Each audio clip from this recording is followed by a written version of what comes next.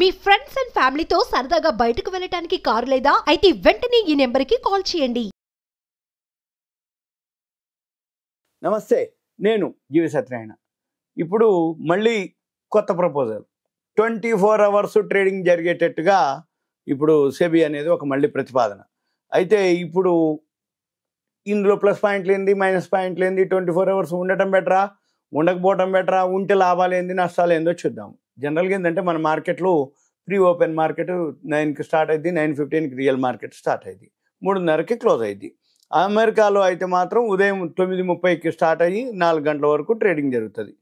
ఇప్పుడు మనం ఏదైతే మన దేశంలో అమెరికా, చైనా ఇలా అంటే మనం జనరల్గా 4 మనది యూరోపు, యుఎస్, చైనా.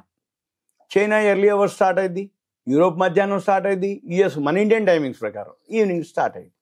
అయితే ఇవన్నీ కూడా ఏవైతే జరుగుతున్నాయో మన మార్కెట్ల మీద ఈ మధ్య కాలంలో అంతర్జాతీయ ప్రభావం, అంతర్జాతీయ సంఘటనలు ఏం జరుగుతుందో తెలియదు. రాత్రి జరిగిపోతుంది, పొద్దున్నే అది గ్యాప్ అప్ గ్యాప్ డౌన్ తోటో జరుగుతుంది. అంటే మనం ఈరోజు 3:30కి క్లోజ్ అయినాక రేపు ఉదయం 9ంటికి మార్కెట్ జరిగే లోపులోనే ఏదో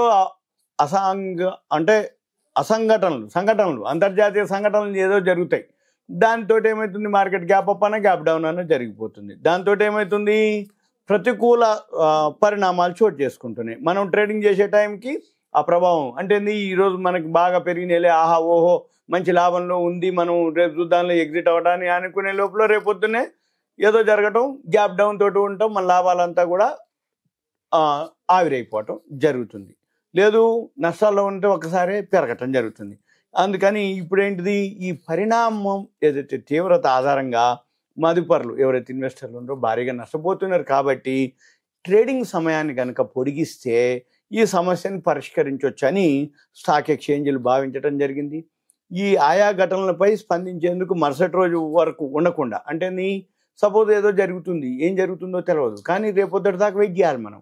రేపొద్దున జరిగిన తర్వాత అనుకునే బదులు మార్కెట్ ఉంది అనుకోండి, ఆ టైంలోనే మామూలుగానే ఉంటుంది అనేది అనమాట. అంటే ఈ కంటిన్యూగా 24 అవర్స్ కనుక మన మార్కెట్ ఉంటే తద్వారా ఏదైతే నష్టాలు నియంత్రించుకునే ఏదైతే ఉంటుంది తగ్గించుకోవచ్చు నష్టాలను, లేదు ఎగ్జిట్ అవ్వచ్చు అనే అభిప్రాయం వ్యక్తం అవటం జరిగింది. దీంతో ఈ ట్రేడింగ్ సమయం ఏదైతే ఉందో పొడిగింపు దశలో ఇప్పటికే అమెరికా వాళ్ళు అడుగులు వేయటం జరిగింది.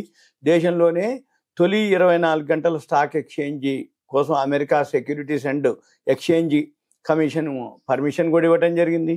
24 అవర్స్ ఏదైతే ఎక్స్చేంజ్ ఉందో అవి 2 విడతల్లో తన కార్యకలాపాలను 2025లో ఆరంభించడం మొదలు పెడుతుంది.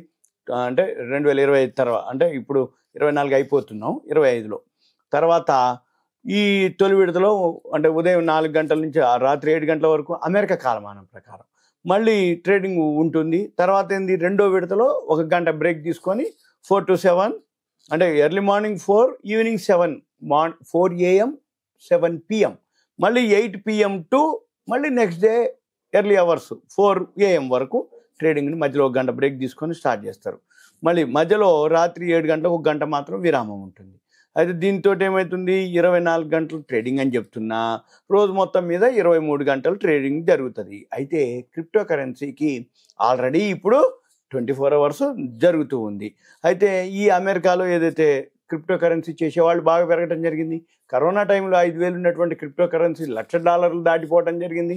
దాంతో క్రిప్టో కరెన్సీ చేసేవాళ్ళు సంఖ్య పెరిగిపోతుంది.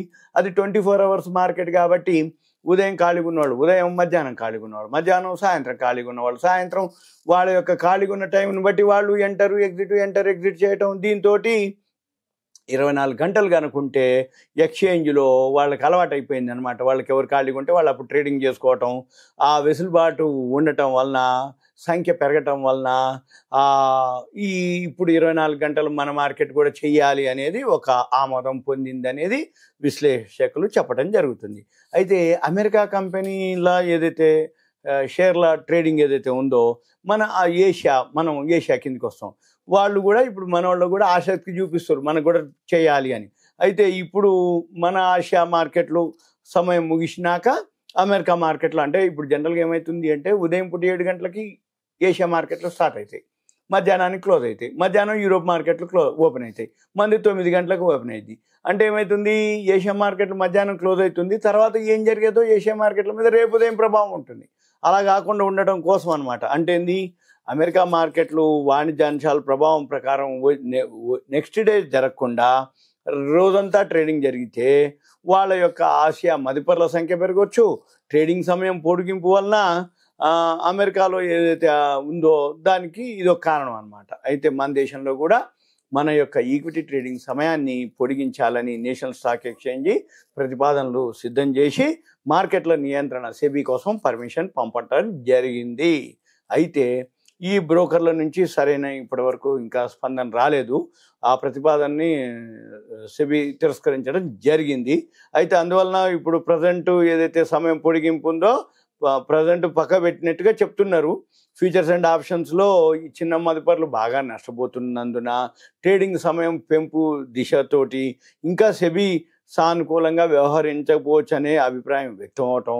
రెండోది F&O ఏదైతే ఉందో చిన్న మదుపర్లను దూరం చేసేందుకే F&O వారం వారీ కాంట్రాక్టుల సంఖ్య తగ్గించటం, ఈ లాట్ పరిమాణాన్ని పెంచటం, ట్రేడింగ్ సమయాన్ని కనుక పెంచితే ఈ చర్యల ఫలితం ఉండకపోవచ్చు అనేది ఒకటి. అయితే ఎక్కువ శాతం ఏం జరుగుతుందంటే స్టాక్ మార్కెట్పై అవగాహన లేకుండా అతి తక్కువ వ్యవధిలోనే లాభాలు సంపాదించాలనే ధోరణితోటి F&Oలో ట్రేడింగ్ చేస్తున్న వాళ్ళు మన దేశంలో ఎక్కువ మంది ఉన్నారు. అందుకని ఈ ప్రస్తుత సమయంలో నష్టాలు, ఈ రుసుములు, ఇలాంటి చిన్న మదుపర్లు F&Oలో పోగొట్టుకునేదే ఎక్కువ ఉంది తప్ప సంపాదించేది తక్కువ ఉందని. అయితే ట్రేడింగ్ సమయాన్ని పొడిగిస్తే ట్రేడింగ్ ఇంకా చేసి భారీగా నష్టపోతారు అనేది ఒక అభిప్రాయం. అయితే సాధారణంగా జనరల్గా ఏం జరుగుద్ది అంటే స్టాక్ మార్కెట్లో సంపాదించే వాళ్ళకంటే నష్టపోయే వాళ్ళు, లాభపడే వాళ్ళు ఎవరు ఎక్కువ శాతం అంటే లాంగ్ టర్మ్ ఇన్వెస్ట్మెంట్ వాళ్ళు. అందుకని ఒకటి. రెండోది ఏంది, ఇంట్రాడే చేసే వాళ్ళకి రుసుముల రూపంలోనే ఎక్కువ పోగొట్టుకోవడం జరుగుతుంది. అంటే ఏంది, బ్రోకరేజ్ అనుకోండి వాటి తోటి. తర్వాత ఈ ట్రేడింగ్ సమయం కనుక పెంచితే ఇంకా నష్టాలు పెరగవచ్చు అనేది ఒక అభిప్రాయం. అయితే లావాదేవీలు ఎప్పుడైతే బాగా జరుగుతాయో మనం అంటే ట్రేడింగ్ ఇంట్రాడే చేస్తున్నప్పుడు 24 hours ఉన్నప్పుడు కంటిన్యూగా గమనిస్తూ కూర్చోవాలి. దానివల్ల ఏమవుతుంది, ఉదయం నుంచి అర్ధరాత్రి వరకు సమయం అంతా దాంతో కేటాయించాలి. దాంతో కేటాయిస్తే సమయం అంతా సిస్టమ్ ముందు కూర్చుంటే హెల్త్ ప్రాబ్లమ్స్ వస్తాయి. తర్వాత మళ్ళీ ఫ్యామిలీతోటి గడిపే టైం తగ్గిపోతుంది. మళ్ళీ ఇది వాళ్ళ యొక్క ఫ్యామిలీ మ్యాటర్లో కుటుంబ సభ్యులతో సంబంధాలు ఏదైతే ఉందో వాటన్నిటి మీద ప్రభావం చూపిస్తుంది. అనేది ఒకటి. తర్వాత ఎక్కువ సమయం కేటాయించడం వల్ల ఇది ఒక వ్యసనంగా మారే ప్రమాదం ఉంది. ఈ వ్యసనంగా మారటం వల్ల వాళ్ళు డబ్బులన్నీ అయిపోయాక మళ్ళీ వాటి కోసం అప్పులు చేయటం, మళ్ళీ వాటి అప్పులు తెచ్చడం కోసం మళ్ళీ ట్రేడింగ్ చేయటం, దాంతో ఇంకా ఎక్కువ తక్కువ వేరే పరిస్థితులు తలెత్తవచ్చు. దీంతో ఈ మధ్యకాలంలో మనం చూసినాం, పేపర్లో పడుతూనే ఉన్నాయి, ఆత్మహత్యలు లాంటివి కూడా చోటు చేసుకోవచ్చు అనేది చెప్పడం జరిగింది. అయితే మళ్ళీ దీంతో పాటుగా ట్రేడింగ్ సమయం కనుక పెంచితే ఈ బ్రోకరేజ్ ఏవైతే బ్రోకింగ్ ఫర్మ్స్ ఉన్నాయో మెయింటెనెన్స్ కాస్ట్ పెరుగుద్ది. ఎందుకంటే కంటిన్యూ ట్రేడింగ్ జరుగుతుందంటే సర్వరు లేకపోతే ప్లాట్ఫాము స్టాఫ్ వీళ్ళంతా పని చేయాలి మళ్ళీ. ఎందుకంటే ఇప్పుడు పని చేసేదానికంటే ఎక్కువ పని చేయాలి, ఎక్కువ షిఫ్ట్లు చేయాలి. అంటే 24 hours అంటే 3 షిఫ్ట్లు చేయాలి.